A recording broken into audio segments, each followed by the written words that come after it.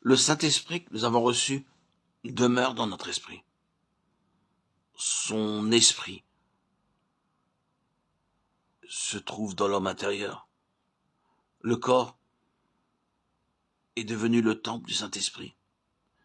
Mais ce n'est qu'une simple enveloppe autour du sanctuaire dans lequel il habite. Cette enveloppe, ce fourreau, peut être vivifié par la vie de Christ. Si donc l'esprit de celui qui a ressuscité Jésus habite en vous, celui qui a ressuscité Christ d'entre les morts rendra aussi la vie à vos corps mortels, par son esprit qui habite en vous. Romains 8, 11. Il nous faut connaître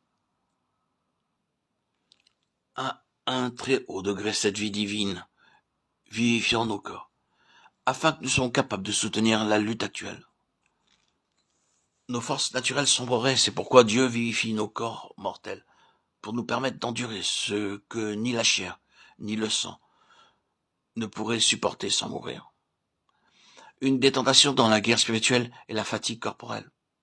On est souvent tenté de se dire « il faut que je m'arrête » au lieu de se confier au Dieu qui ressuscite les morts, qui peut vivifier le corps mortel, pour qu'il puisse endurer et triompher dans et à travers toutes les luttes. Dieu prépare en ce moment des âmes auxquelles il enseigne le sens profond de la croix du calvaire.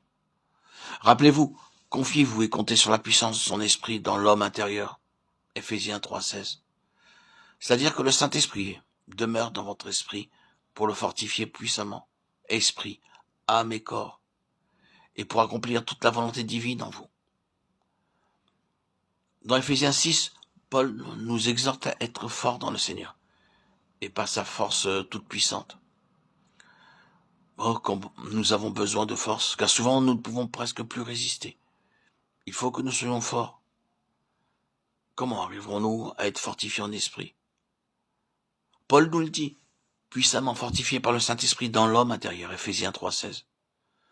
C'est le Saint-Esprit, l'Esprit qui ressuscite à Jésus d'entre les morts, ce même Esprit Saint qui est dans notre esprit, pour nous fortifier puissamment dans l'homme intérieur, qui vivifiera aussi nos corps mortels par son Esprit demeurant en nous. Remarquez encore comment Paul parle de l'Esprit, comme d'une partie distincte de l'âme et du corps. Dieu que je sers en mon esprit, Romains 1,9.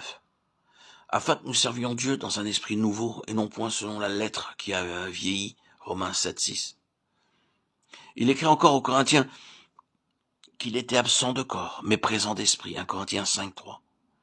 Vous et mon esprit étant assemblés avec la puissance de notre Seigneur Jésus-Christ, 1 Corinthiens 5,4.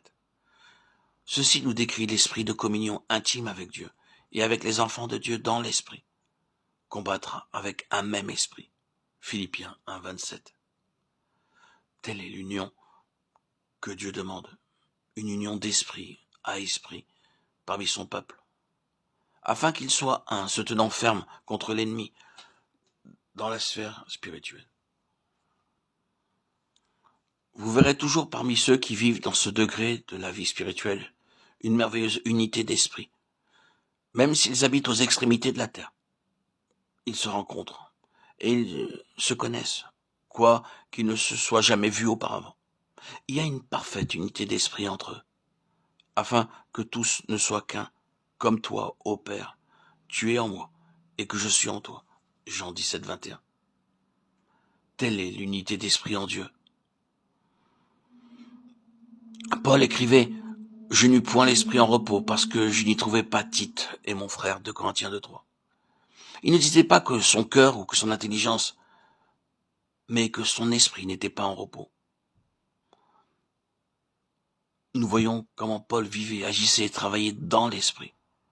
Et encore, dans Romains 8, nous lisons « Ceux qui sont conduits par la chair s'affectionnent aux choses de la chair, mais ceux qui sont conduits par l'esprit s'affectionnent aux choses de l'esprit. »